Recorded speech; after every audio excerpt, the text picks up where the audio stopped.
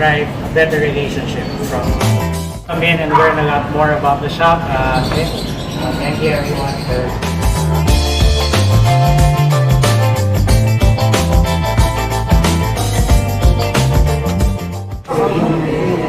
So, mag-register siya. Ngayon yung mga pet details. Okay.